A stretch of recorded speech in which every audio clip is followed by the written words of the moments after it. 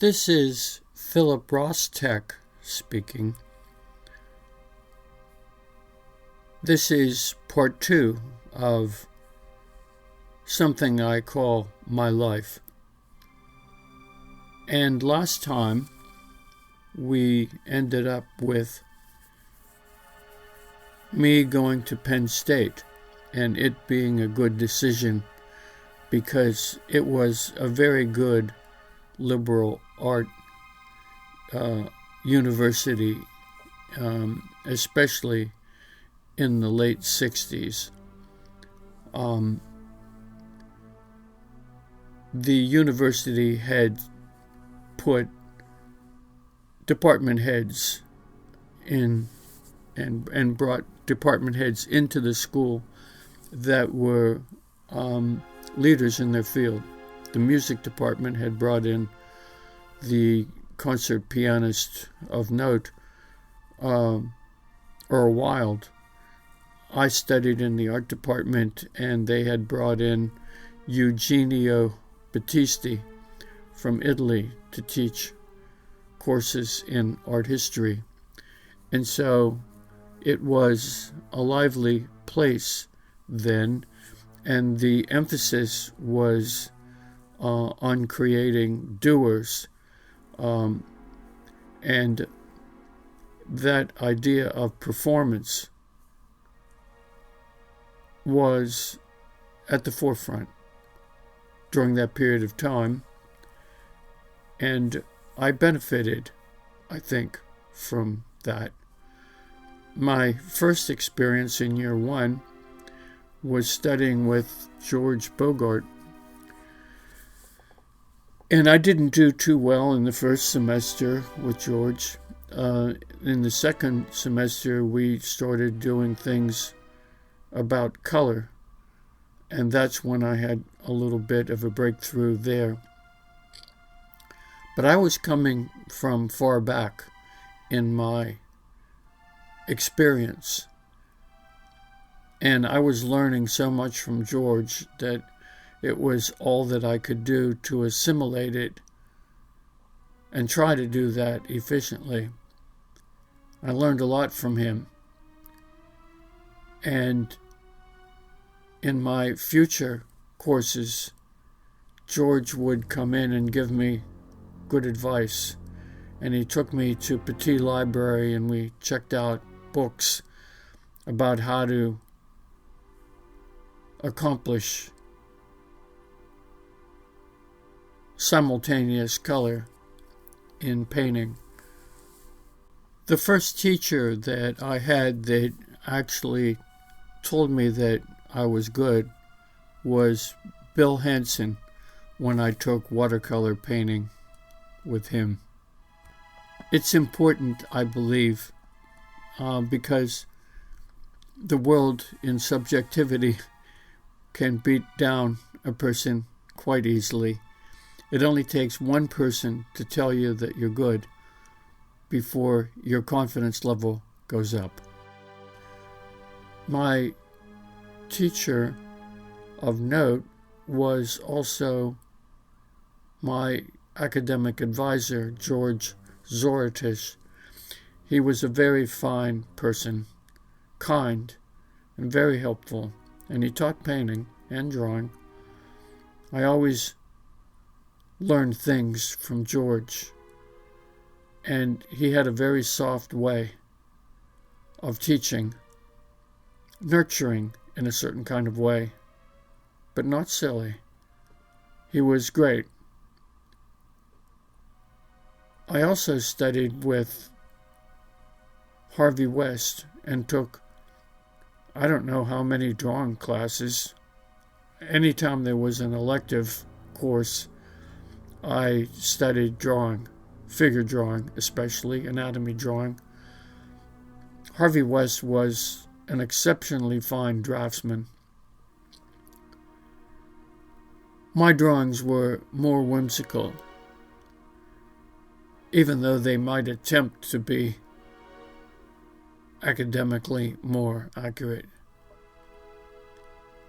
But we did arrive at a rapport, and I excelled under the careful eye of Harvey West, he became a curator in China. And he was a very skillful person. I learned a lot from him, and I enjoyed drawing class and did it really quite a bit. Even though my drawings were more concerned about filling up the page with whimsical things and using the figure merely as a point of departure. I was chosen to represent Penn State in the National Collegiate Drawing Competition in Knoxville, Tennessee, and also got the Zoller Award in my junior year for being the best student. I'm very proud of it. One of the things that occurred was a sale at one of the local bookstores on College Avenue, where there was a cardboard box with classical records that were being sold for $1 a piece or something like that. And I bought a record of a 2-record set of Guillaume Narvaez playing the complete Chopin Nocturnes. I bought the complete Preludes by Chopin and also the 24 Etudes. That was a huge addition to my artistic vocabulary that was developing.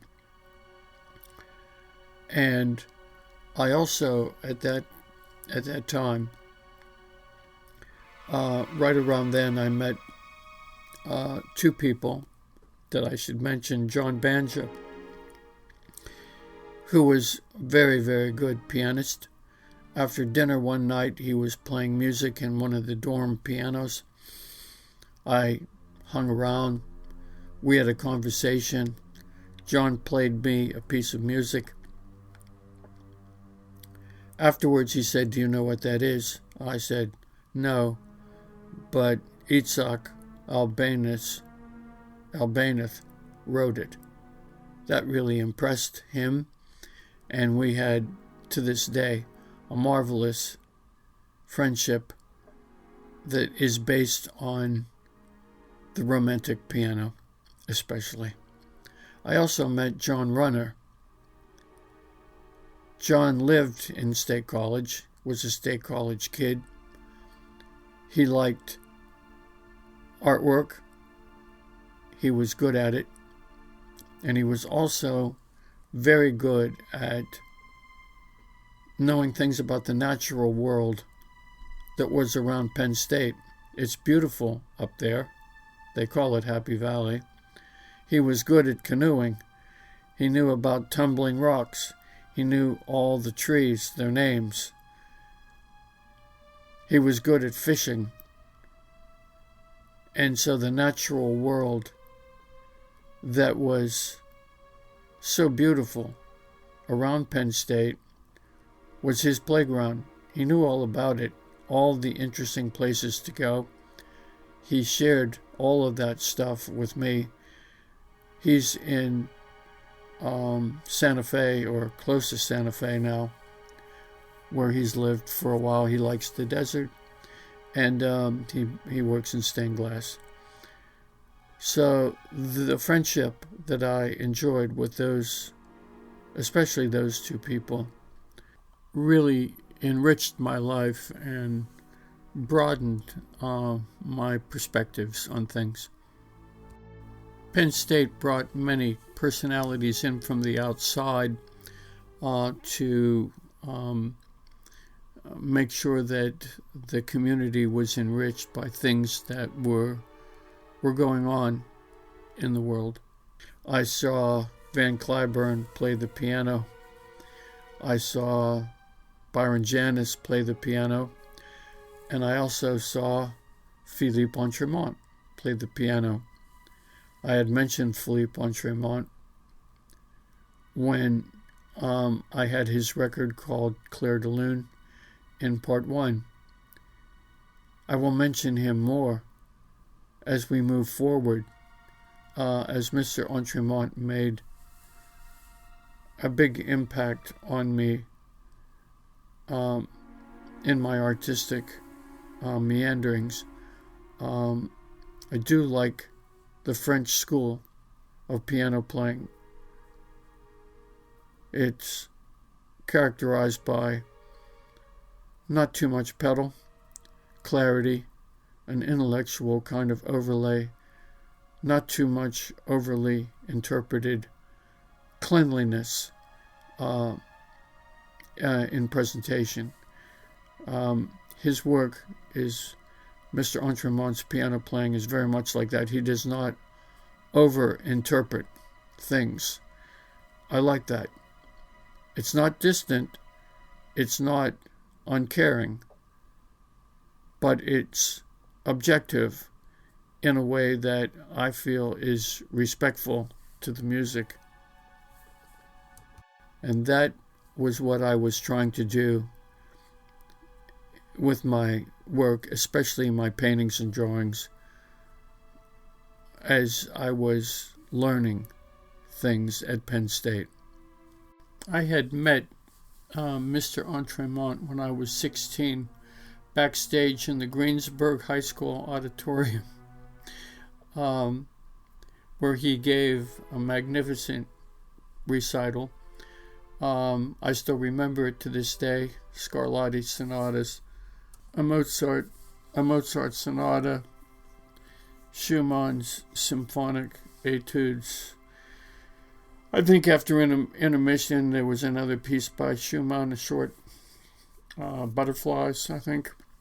A couple pieces by Debussy and a big sonata by Prokofiev. 2 encores. Chopin Waltz in C sharp, and he finished it off with Chopin's Polonaise in A major. Chopin sounded so great on the piano as a kind of cherry on the top of a cake.